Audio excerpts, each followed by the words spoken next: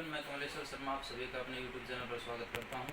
मैं आज आपके साथ शेयर कर रहा हूं क्लास 9 हिंदी माध्यम के विद्यार्थियों के लिए यूनिट 6 गणित में पार्ट भाग 23वां। इससे पहले 22 भाग हम हल कर चुके हैं। आशा करता हूं उन 22 भागों में आपने जो भी वीडियो मैंने शेयर किए हैं वो अच्छी तरह से आपने देख करके जो भी क्वेश्चन हैं, प्रमेय हैं, एप्लीकेशन हैं, आपने सीखे होंगे, इनका फ़ायदा उठाया होगा।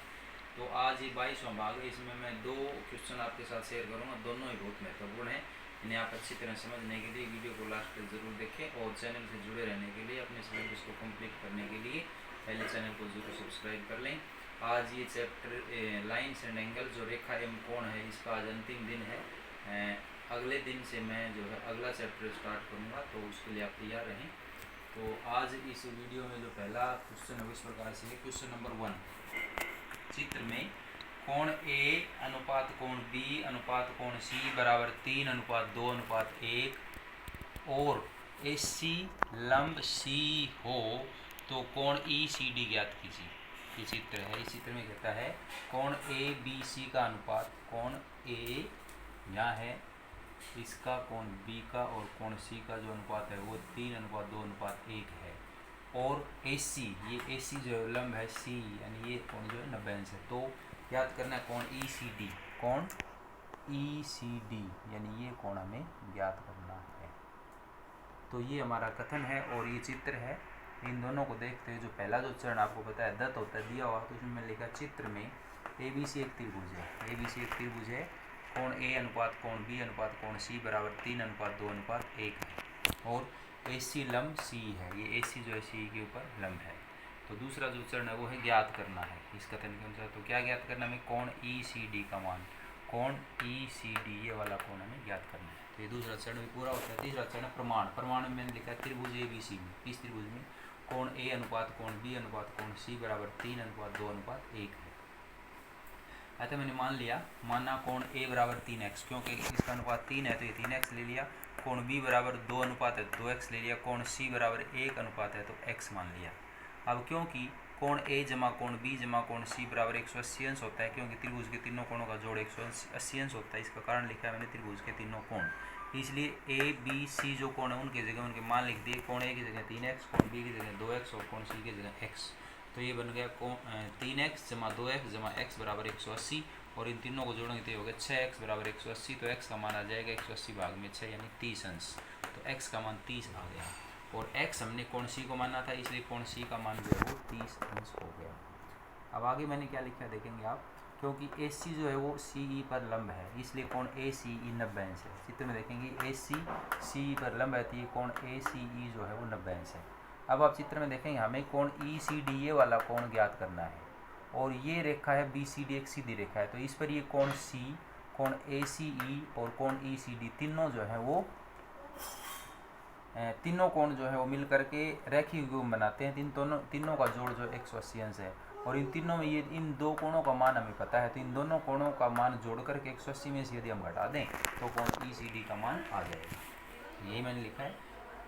अतः कोण C जमा कोण ACE जमा कोण ECD बराबर 180 रेखीय युग्म। देखेंगे आप, कोण CA है, कोण ACE है और कोण ECD है, तीनों का जोड़ जो है 180 अंश है। क्यों? क्योंकि रेखीय युग्म बनाते हैं। और कोण C का मान 30 है तो 30 लिख दिया। कोण ACE का मान क्योंकि 90 है तो 90 लिख दिया। और जमा क्योंकि कोण ECD का मान हमें ज्ञात करना है तो यूँ का यूँ लिख दिया बराबर 180।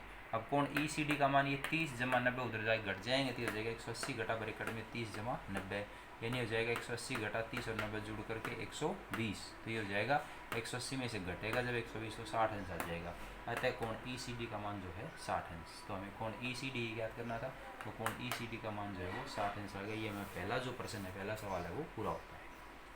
अब आज का दूसरा सवाल, क्वेश्चन नंबर 2, इस प्रकार से चित्र में AE कोण CAD को समद्विभाजित करती है। AE देखेंगे ये AE है, ये कोण ECD को कोण CAD को, कोण CAD ये यहाँ D बिंदु है, तो इस CAD को समद्विभाजित करती है। तो ये कोण और ये कोण आपस में समान है तथा कोण B बराबर कोण C, कोण B और C बराबर हैं। ये यहाँ पर कोण B है, ये और ये कोण C आपस में समान है।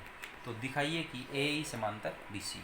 फिर से देखेंगे एक बार, क्वेश्चन नंबर टू चित्र में ए कोण सी ए डी को समद्विभाजित करती है। ये ए जो है कोण ए कोण सी ए डी को समद्विभाजित करती है, तो ये कोण और ये कोण समान है। तथा कोण बी बराबर कोण सी, कोण बी बराबर कोण सी। तो दिखाइए कि ए ई समांतर बी सी, ये ए ई समांतर बी सी है। तो इस कथन और इस चित्र के अनुसार जो पहला हमारा चरण है वो है दत्त दिया हुआ, तो उसमें मैंने लिखा चित्र में ए बी सी एक त्रिभुज है, ए बी सी एक त्रिभुज है, ए ई कोण सी ए डी का समद्विभाजक, ये ए जो है कोण सी ए डी का समद्विभाजक है, और कोण बी बराबर कोण सी है, कोण बी बराबर कोण सी है। तो ये पहला जो चरण है दत्त दिया हुआ वो पूरा होता है। अब अगला जो चरण है वो है साध्य सिद्ध करना। तो क्या सिद्ध करना है, ए ई समांतर बी सी, इस ए ई को इस बी सी के समांतर सिद्ध करना है। अब अगला जो चरण है आज का अंतिम चरण वो है प्रमाण इस सवाल में। तो मैंने इसमें लिखा त्रिभुज ए बी सी में, त्रिभुज ए बी सी में कोण सी ए डी, कोण सी ए डी कहाँ है देखेंगे आप, सी ए डी जो कोण है ये इस त्रिभुज में ये ए बी भुजा को बढ़ाने पर यहाँ भार बनाया, तो ये इसका बाह्य कोण है। तो ये बाह्य जो कोण है वो अंतर सम्मुख कोणों के जोड़ के बराबर होता है। तो इसके अंतर सम्मुख कोण है बी और सी, इसका मतलब कोण सी ए डी जो है कोण बी और कोण सी के जोड़ के बराबर होगा। तो मैंने वही लिखा है कोण सी ए डी बराबर कोण बी जमा कोण सी, और इसका कारण लिखा है त्रिभुज का बाह्य कोण तथा अंतर सम्मुख कोण। तो बाह्य कोण तो हो गया कोण सी ए डी और अंतर सम्मुख कोण हो गया कोण बी और कोण सी, और इसको मैंने लिखा समीकरण नंबर 1।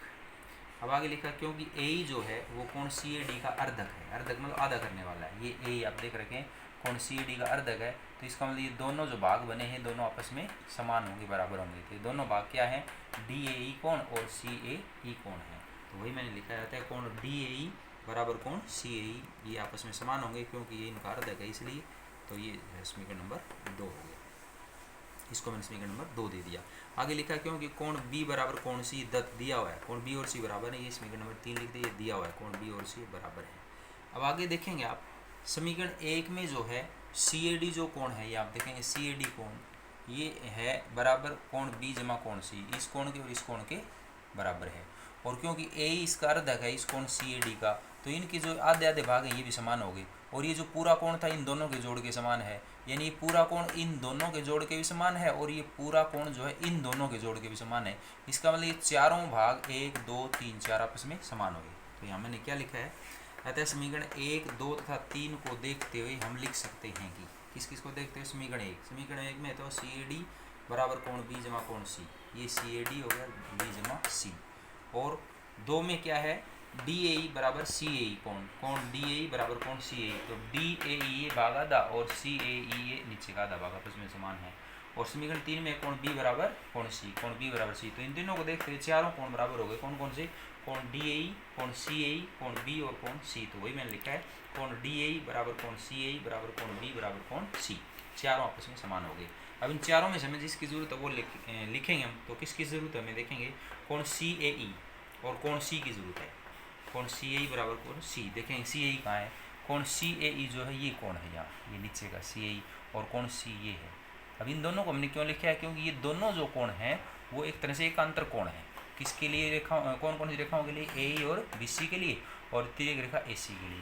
तो ये दोनों तिर्यक रेखा है, सॉरी एकांतर कोण है, और जब एकांतर कोण समान हो तो वो दोनों रेखाएं जो है वो समांतर होती है। तो यहाँ मैंने लिखा है क्योंकि कोण सी ए ई तथा कोण सी एकांतर कोणों का युग्म है, एकांतर कोणों का एक जोड़ा है। और कौन सी रेखा है वन ब्रैकेट में लिखा, रेखा ए ई बी सी व तिर्यक रेखा ए सी के लिए। और जब इस तरह से एकांतर कोण जब आपस में समान हो तो वो दोनों रेखाएं समांतर होती हैं। तो दोनों रेखाएं कौन सी हैं, ए ई समांतर बी सी। और इसका कारण क्या होगा, एकांतर कोण गुण धर्म के विलोम का प्रयोग करते हुए, यानी एकांतर कोण का जो गुण धर्म था उसके विलोम का प्रयोग करते हुए ये दोनों रेखाएं आपस में समांतर होगी। कौन सी, ए ई समांतर बी सी। और आप देख रहे हैं साथ में हमें यही सिद्ध करना था, ए ई समांतर बी सी। तो इस तरह से प्रश्न भी पूरा होता है। इति सिद्धम। आज के लिए बस इतना ही। इस वीडियो में ये दिए दोनों क्वेश्चन, दोनों सवाल आपको अच्छी तरह समझ में आए हैं, और आपको यदि वीडियो अच्छा लगा है तो आप इसे शेयर करें, लाइक करें, और आगे आने वाले वीडियोस देख करके सिलेबस को यदि आप कंप्लीट करना चाहते हैं तो इस चैनल को पहले सब्सक्राइब कर लें। धन्यवाद।